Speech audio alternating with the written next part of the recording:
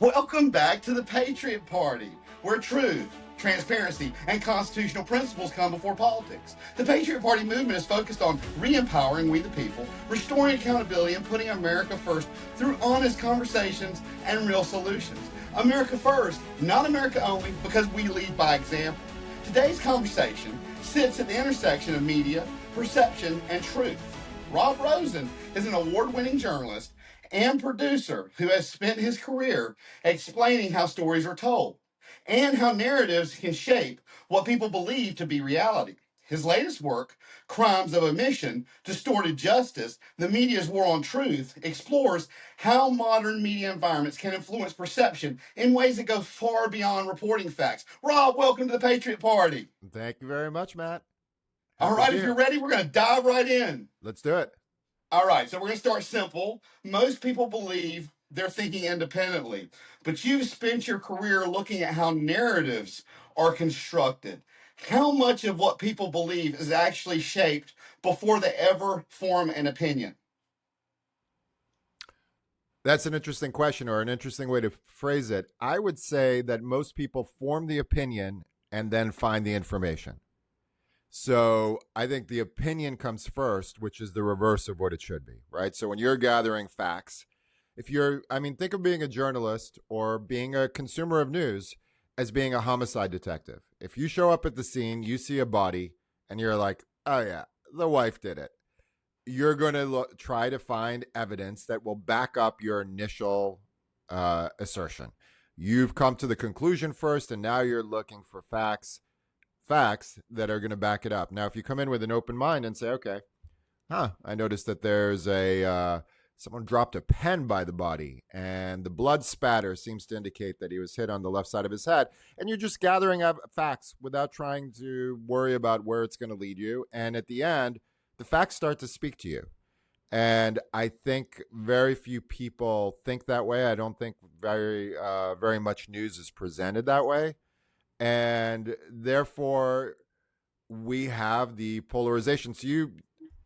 I'm going to make a big leap here, right? You guys are, or your movement or the podcast with the Patriot Party, I take it, leans right. Yes. No, this is nonpartisan. Okay. We have a nonpartisan curriculum right now with the American Institute for Civic Leadership, a wonderful nonprofit that's being piloted in Louisiana schools before the first donation is taken. It's a civic led teacher You teacher see, I initiative. led with the conclusion. I just gave you that whole speech. And then, I don't know. I'm seeing the American flag. You got a Southern accent. There's an eagle back there. You Oh, got we're in this. Louisiana. I just got back from seeing our D.C. Legislators in Louisiana. I went Uh, there and said, I'm going to talk to them. Gave them a hardbound curriculum, went right in their office, documented the whole thing on social media, had 1 million people viewing it and following, saying, you can't do that. I said, watch me. And I went right in the office and got with every one of them. well, you see, So, I literally did everything I just said you shouldn't do. So, well, and I love where you're going. I'm going to butt in just for a second yeah, please. because there's several things going on within the movement. Phase one has the federal policy producer, which is AI assisted software, it's a civic tool. We can talk about that later. Shoot, I lost my complete train of thought. Shoot.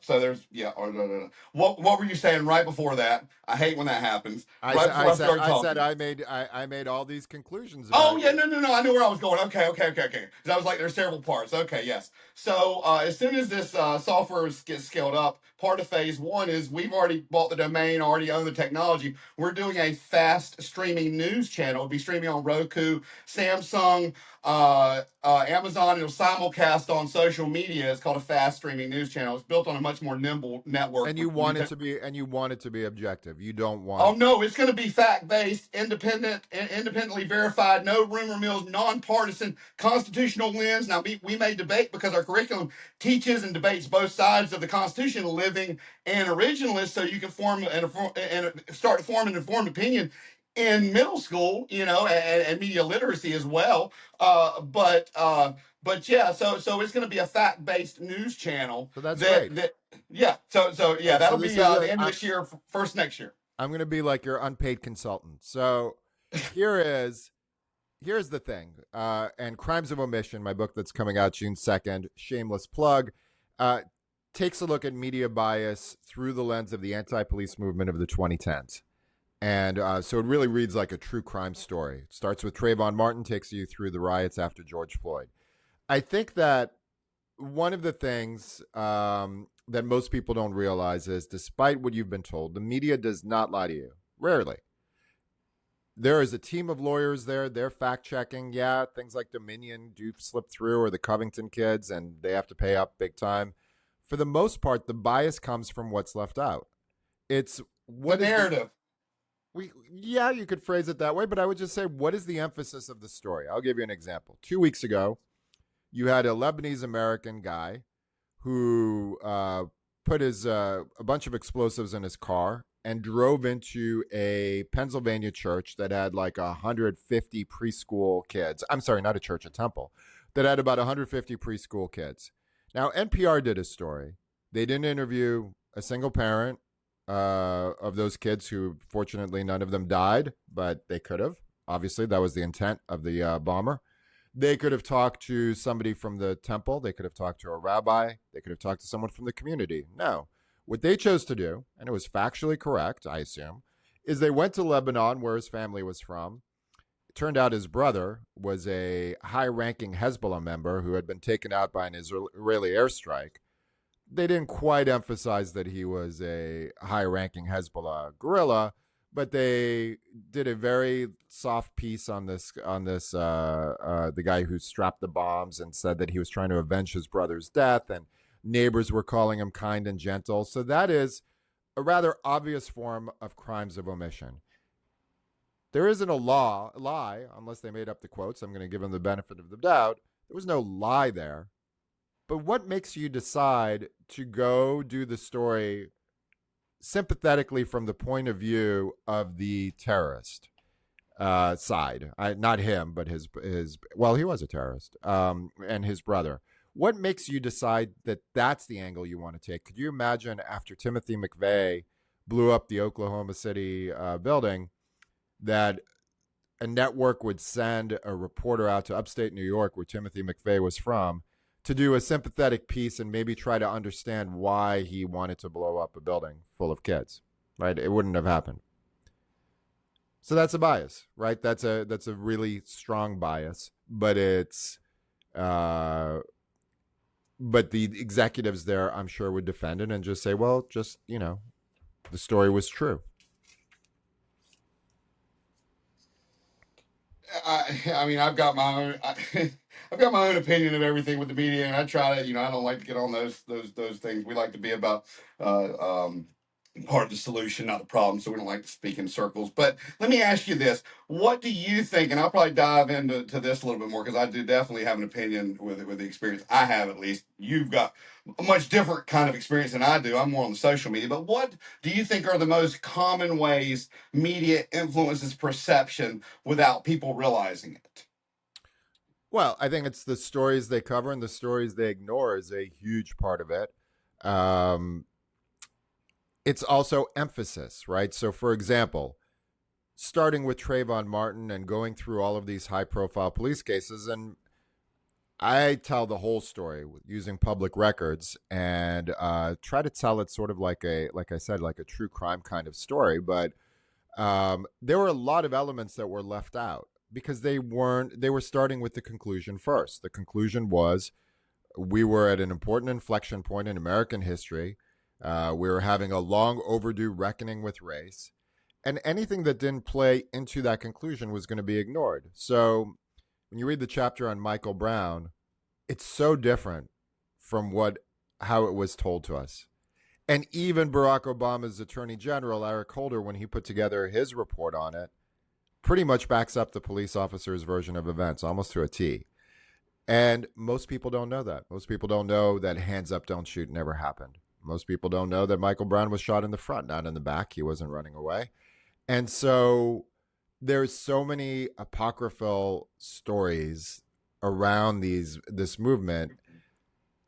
And I would say that even bigger than that, an even bigger sin, if you're talking about crimes of omission, is that two big things. One, the violence that was happening in the 2010s was not focused solely on black victims. In fact, they only made up 1/3 of the cases, but those other 2/3 of the cases never got publicity. And two, there was never any indication in any of the cases that race was a motivation for any of these police actions. So, in some of the cases, I think the media got it very wrong, and the police actually were exonerated. In some of the cases, the police weren't. But in all of the cases, the media was framing this as part of a narrative that incited instead of informed, to the point that by 2020, our cities are burning because people have been fed 8 straight years of a steady diet, showing what made it seem clear that, police officers were hunting people of color in the streets of America. And that comes right into what I was going to say, that from my view and my experience, which, like I said, is a little bit different than yours. These echo chambers that try to push these emotional knee-jerk responses to get clicks and views and just pound it in over and over, and it's misinformation or it's twisted narrative. I feel like that's a real huge thing, a real big thing. Because no matter where somebody goes on whatever social media, this narrative is being pushed out by whatever political parties, influencers, and everything else, whether it's the correct narrative or not. I mean, I don't really address that much about social media in this book because, to me, I just don't hold social media to the same standard. I mean, anyone with a phone can just fire up a channel on YouTube and just start talking and declare themselves a medical expert or a health expert or a political expert. So I think the problem is that you still, if you're NBC News, you have a reach all across the world. You've got bureaus all across the world. You've got a huge budget. You've got a big infrastructure of seasoned journalists. They're in a position to be able to give us a window into the world that's somewhat accurate. And the problem that we have... But it starts there. What I'm saying is it starts with their social media, and then the influencers are taking clips off of NBCs and stuff, whatever way the narrative's been spun, and then they continue to push it out and hammer it in, like you were talking about in your book. So it does start. The root of it is with the media, and then it goes to the influencers and all that. Okay, fair enough. I mean, I just think bottom line is until the public can trust mainstream news again, yes, till they regain the trust of the public, and we have a shared reality, the polarization will not change. I don't believe that the polarization in this country, which I do think is beyond intense, sometimes it seems irreconcilable. I don't believe that it's a difference in values.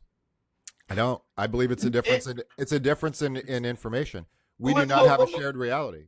Look, I had a real life experience with this last year around Thanksgiving. I flew out to see my daughter. She had just moved out to California. Her husband's he's stationed over in the Air Force over outside of San Francisco, and she's an artist. So I was helping her set up at these art festivals. Very liberal, art people in San Francisco. Super nice. We were talking about the Patriot Party and the Constitution and our curriculum, and they were all about it. And they said, "Look, we're not like the media's making out. We're really not that far apart on a lot of things. We just want to agree to disagree on some things." And I'm like, well, shoot, that's what I've been saying. Agree to disagree. That's what we need again. So it's not like it's being, showed to us on TV all the time. Right. Well, you met some nice people. I will say the divisions are real. I mean, families are breaking apart, not speaking. Couples are breaking apart. Friendships are ending. But again, but when you report one family out of 330 and keep reporting it, okay, yeah, there's families, but when you put it in a percentage, it's a very small percent. Maybe. I don't know. I cite some statistics in the book of Really? not families breaking up, but about how close people feel that we are to a civil war. And maybe that's tainted by the perceptions that they're getting. But I will say this. There's a lot of studies that show, and this does run more one way than the other, I'm not quite sure why, people who identify as liberal or very liberal are very unlikely to want to interact with anyone conservative. They tend to cut them out of their lives. Conservatives, for whatever reason, seem to be more willing to engage with people who are liberal. But I think we do have serious splits. I've seen it firsthand, and I think that the part that's tragic about it is, yeah, I think maybe it's being exaggerated for clicks, but I do think it's real. But I think, look, if you watch MS Now, if your daughter's friends and the art community in San Francisco are getting a steady diet of MS now. They believe that our democracy is at risk, that fascism is just right around the corner, if not here already. They believe that capitalism has destroyed the planet and that we have very little time left to save it. And if you're watching Fox or Newsmax, you have a completely different worldview, and the two can't talk. It's not that there's a difference in if the person from Fox could really believe that we had 2 or 3 years left on the earth, or we were at a point of no return, they also would take it seriously. It's just they're getting different information from different corporate networks, and they're breaking up really just because of a difference in indoctrination and a difference in the orthodoxy that they're being sold. I don't think if they could get past that, I don't think they'd see that like, oh, they both want the same things. They want good things for the world. They want good things for their family. But I think that the reality, watch 45 minutes of MS Now and then watch 45 minutes of Fox, and imagine watching one of those all day and not the other. I've done it. I've read both sides. I don't even get into the. I mean, I keep up with what's going on, but I don't even get it. But this kind of speaks into where this thing went from just a podcast based on truth and constitution to where it's at and going at the present moment. When I really had the epiphany, it was last year, the end of the year. The longest lasting republic in history is Rome thus far. It's like 1250 years. We're getting ready to be 250 this year. So, about 5 times, roughly 5 times as long. And two of the main components that caused the collapse of Rome was media misinformation, what was considered mainstream media back then, propaganda mills, rumor mills, all the different kinds of things that they had going on then, and political corruption. And that's why I think so many people think, because they think we're literally on the edge. But I was talking to somebody the other day, and I said, you know what? I said, he said on the podcast, he said, man, the world's on fire. And I said, man, can you imagine if we had the same social connections that we have right now back in the Crusades or the Spanish Inquisitions or the cowboy days? I mean, the world would look like it was on fire in real time. The world's not on fire. When We you just have watch, so much information at one time, and we're being overloaded. but when you But watch back on 20, subject real quick. but hold on, before I have to ask you, when you watch 2020, when you saw the summer of 2020, when you saw cities burning and you saw one set of politicians who are making excuses for it and in some ways encouraging it, and then in the January 6th of 2021, you see rioting on the other side, and you see politicians and people on that side making excuses for it. You don't feel like at that point we're showing early signs of a break? And I'm glad you said that, man, because you stopped me right at the right point from what you were going to say. So, we had 2 polls that came out at the end of last year in 1 week. It's somewhere on my videos somewhere when the 2 polls came out and this idea kind of started taking off or coming together. One said more than 3 in 10 Americans believe it's going to take violence to get us back on track politically.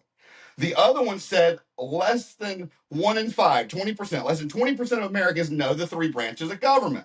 I said, well, let me test this. But I tested on people, on doctors, on people with their doctorate, with their masters. They knew 2. They didn't know 3. I said, this isn't about a minority or income bracket. I said, this is a systemic failure. This is missing, and it needs to be back in there. So, I don't know whether it's been by design, but between media and education and everything, I don't know what it's been. And this disconnect that's been created between us and our elected officials. And there's so many things that people can argue this or that is to blame, but we said we are going to do a non-violent generational realignment and reset, and that's where we have these working parts. The Patriot Party is actually the conversation. It's where we come on and we talk about solutions. We've actually designed real-time legislation with congressmen on our show, where we did one the other week where we did term limits that we thought would survive the Supreme Court with our federal policy producer, where you can take an idea and it spits out Washington-ready legislation that's built on data points, not donors. So we have like 9 proofs of concept on our page: how to fix healthcare and save the American people $2 trillion a year, how to fix gun violence constitutionally, first one in history. But anyway, so we saw those things and we heard those things, and it was like, no, we need a generational reset, or We are going to end up, we're on a precipice right now. We can walk it back still. But if we keep going, I don't know how far we can keep going and walk it back. Yeah. So look, my basic, and I'm just tackling this from the part that I know best. So I think that the core problem in this country, as far as the polarization, and it's gotten more extreme, and absolutely social media is an accelerant. There's no question. But the core issue is that people are not living in the same reality. When I was a kid, I'm a kid of the '80s, and I would watch TV news with my dad, and it was Rather and Jennings and Brokaw, and people even back then. Some people complained it was a little bit elite, a little bit liberal, but if you watch those newscasts, and you could watch any of the three, it didn't really matter which one you watched. You had a shared reality. People weren't like this, like living in these completely different universes. Climate change is a hoax. Oh no, climate change is an existential threat, and we're running out of time. Joe Biden's never been sharper. He's so engaged. Donald Trump said inject bleach, but no, he said that we're trying to disinfect this and leave it to the medical professionals. I know it's just right. never So ending. yeah. So the issue is truth moderates, and if the mainstream news, which by the way is not doing well, newspapers aren't doing well, they become advocacy. And they've gone from journalism to advocacy. And that's what I'm writing about. And I think that if you can get back to a point where mainstream news is a generally accepted source of reality, it's going to moderate. It's going to, I don't think you have a strong leftist, democratic socialist movement. And there's a reason that in the 70s and before they were mostly on the fringes. And I don't think you would have a robust right wing nationalist movement. So I think that you're getting a lot of extremes. The extremes are growing. The center's not holding, but it's because I think that we are living in a time where people just are all in their own reality bubbles, and it's not sustainable. No, you're right. It's not sustainable. That's why we have some graphics up, and it says, one people, one government, we the people. We have to stop being so polarized. We put up an initiative not too long ago. It did pretty well, or at least it got a lot of views. Stop with party politics. Elect the person best qualified for the job. Let's go to the merit-based system. Let's elect who's best qualified. Let's stop being split with party politics. But Well, anyway, and by the way, I can't really speak to that. I'm trying to stay nonpartisan. I think, and it's fine if you want to look, if you want to just vote down the ticket Democrat or whatever, that's your right too. That's totally fine. People have done that forever.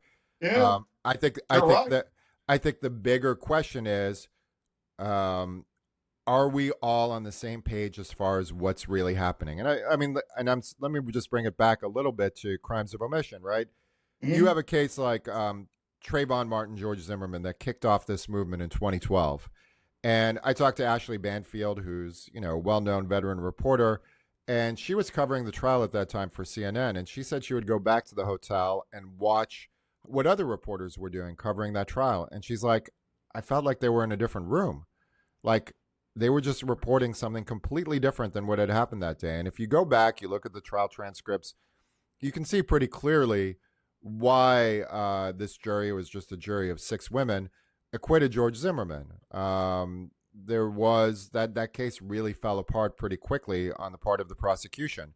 But if you're watching most of the news outlets, it just seemed like more injustice, more systemic racism, an obvious case. A child walking with iced tea and Skittles is attacked by this huge guy.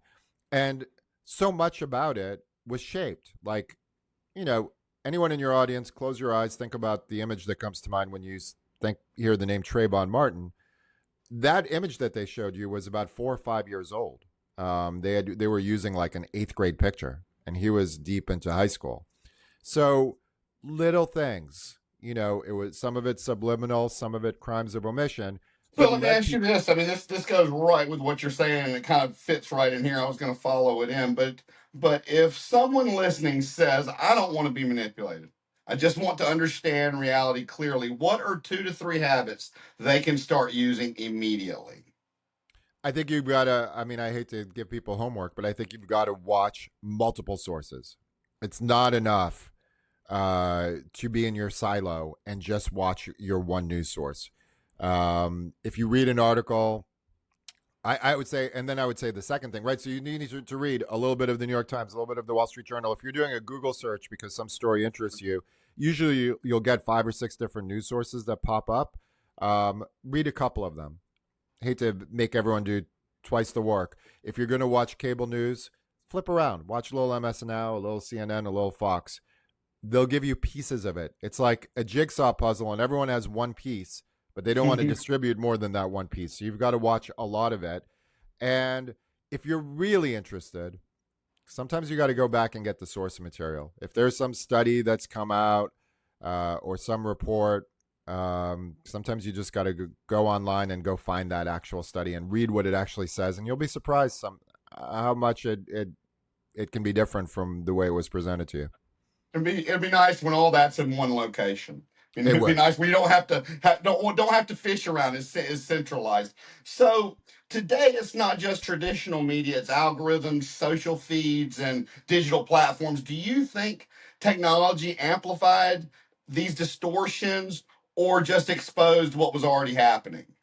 No, I think I mean, it amplified it, but I think, and look, no offense to anyone who does podcasts. I did a podcast. There's no barrier to entry. So it's buyer beware, right? I mean, I'll just as an example, I think during COVID, the medical establishment lost a lot of trust from the American people. And so people are reluctant to buy into institutional advice. However, it's probably worse to just go on TikTok and you find some guy who declares himself a health expert and tells you, don't take chemo. It's a toxin. Pomegranate juice is the answer for your cancer, right? I mean, who are these people? So one of the second degree effects of the media losing the trust of the public and big institutions losing the trust of the public is that they're not discerning who they go to instead. So I think one of the problems with social media is, right, as biased as Newsmax might be, you're worse off going to Candace Owen, right? So I think there's no way around the responsibility of the receiver of the news to do a little bit of work, unfortunately, because there isn't one-stop shopping. There isn't this place where you can say, look, if you just read the New York Times, the paper of record, we used to call it, you'll be well informed. Just read that. But unfortunately, there isn't really a source like that right now. Well, and this feeds right in. I mean, this is really going good. So we both can agree that public trust in media is declining. Do you think that's reversible? And what would it actually take to restore credibility, do you think? I mean, it'll take a long time. It took a long time to break it. It'll take a long time to fix it. The interesting about it is that media executives and journalists, the executives who run these newsrooms, newspaper editors, they are blinded a little bit by inertia, a little bit by arrogance, because they're doubling down on something that doesn't work. Big city newspapers are losing viewership. It's been a decline for decades, not just because of the media bias, but the Washington Post just laid off a whole bunch of people. Network news has less than half the audience it used to have. Really, Fox and MS Now have carved out very profitable audiences for themselves. I don't expect them to ever change. But for everybody else, it's not working. And wouldn't it be more interesting? I've worked in newsrooms where we did pretty much objective news, but it was, 20 years ago. And I think objective news is actually more interesting. If I'm going to tell you a story about the murder or police shooting, and I give you a whole 360-degree view of it, 1 minute you're like, God, that cop, like, I hope they arrest him and throw the book at him. And then a second later, it's like, oh, wait a minute. It's like watching a great mystery story. And you're able to make more accurate predictions. You, as for the one reporting it or the news channel, it's and it's the people watching it can connect the dots better. and it's just more interesting, right? Yes. If you're going to watch the coverage the way it had been covered, it's just boring and predictable. You know exactly where it's going to go before it even starts, and it's just not very compelling. So I think I think what a lot of news executives don't realize, because I think they're scared of losing the the small audience they have, and that audience is conditioned and is expecting to get what confirmation bias. They have a bias, they have a political opinion generally, and they're expecting their worldview to be confirmed by the news. When I first started, there were a lot of old school journalists who used to have the old saying that news should comfort the afflicted and afflict the comfortable. But these days, news pretty much just comforts the comfortable. Well, And they're that's also basically built on a very inefficient and old structure. These days, with technology, you can do with millions what it takes billions, to sure. do in the old structure. Oh yeah. Oh yeah. I So, mean, I yeah, remember. technology is, they're built on inefficient structure. So I don't know what they're going to do. I don't know how they're going to pivot because a lot of these companies can't pivot but so much, or they cannibalize themselves. Just the way that they're structured. So, I don't know. It'll be interesting to see. But let me ask you this: if you could speak directly to Americans trying to navigate today's information environment, not telling them what to believe, but how to think, what would you want them to understand? I would want I would want them to understand that the simple answers are usually demagoguery, and that can come from any side, right? So if you are being given a very black and white view of the world with good guys and bad guys, and if this is coming from the left, right? Corporations are greedy, billionaires are destroying the planet. Systemic racism is the number one problem in the world. If you're from the right, political correctness, the rise of socialism, illegal immigrants, right? You've got your own set of people who are destroying our nirvana. I think I think those easy answers are probably false, most likely. I always say it, but truth moderates. The more you know, the more you're going to live in the gray. And I think that if you're not seeing the gray, if you're not able to articulate the other side's position, if you can't say, okay, I don't necessarily agree with this, but I understand that, those people on the right are concerned about ABC. If you can't do that, then you're probably not getting enough of a well rounded source of news.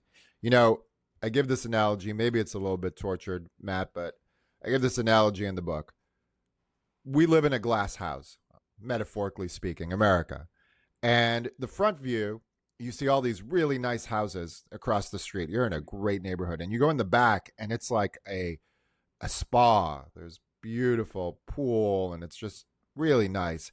Then you go and walk on one side, and you're facing a trailer park, and there's like some rusty old Trans Am in the back, and it's a little dicey. And then you look on the other side, and you're facing a strip mall, and most of the stores are closed up.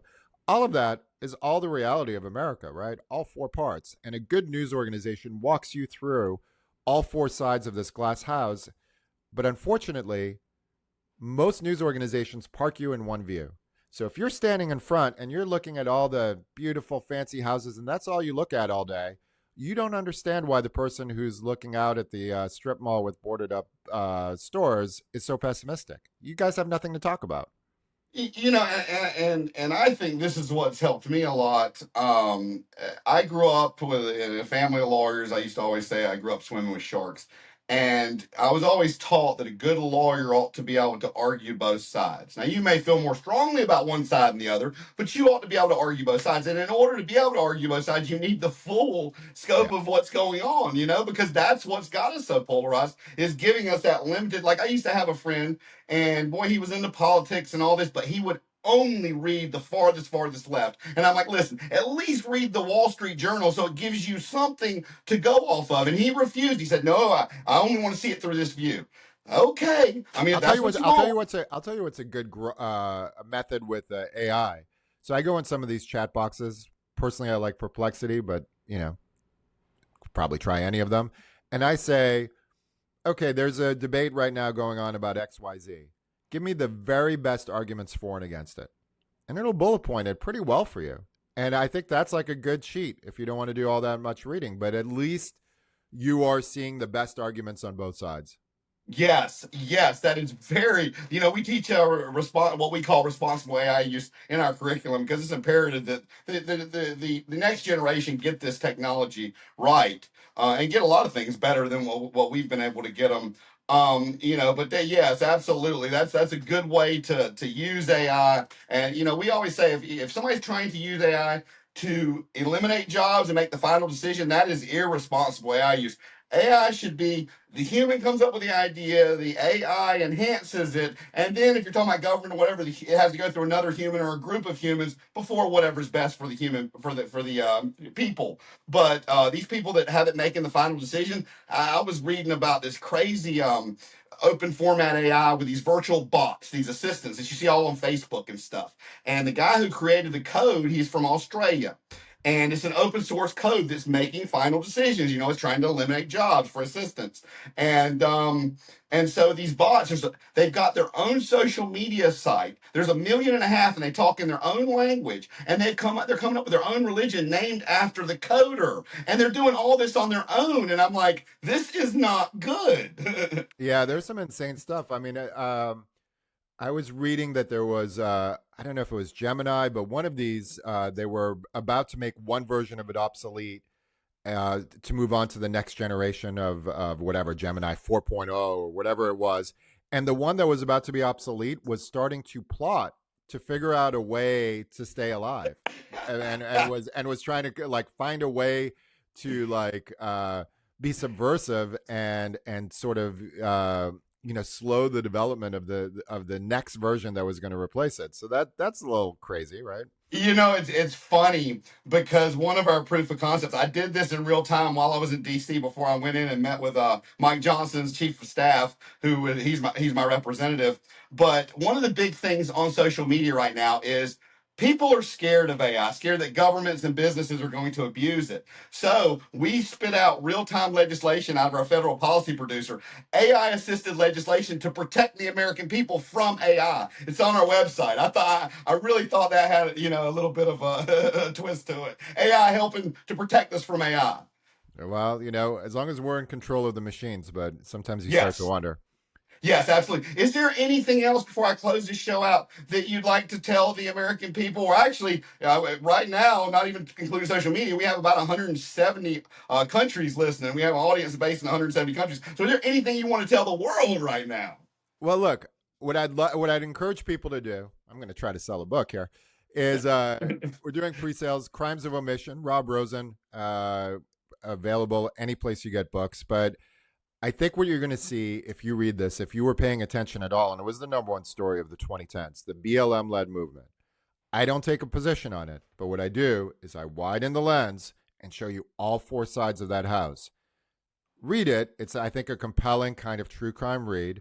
It also will take you behind the scenes of newsrooms. I did dozens of interviews with very high-profile news reporters and news executives, and you'll see why these kind of disastrous decisions were being made along the way.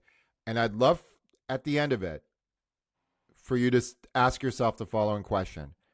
If everyone had known all sides of this story, would the 25 people who died in the summer of 2020 during the rioting have lost their lives? Would people have taken to the streets and burned down cities had the media from the beginning reported on this story in its entirety, not just slivers of it that were to lead you to a conclusion? Yeah, and I like the way you say about backing up and reporting. It sounds like you do very, very, very balanced, truth-based, investigative reporting. I really, really, really, really like it. Rob Rosen, thank you for joining us. This is what the Patriot Party is about. Truth over narrative, gratitude over entitlement, and empowering we the people through honest conversations and real solutions. Until the next time, remember, truth is not partisan, it's patriotic.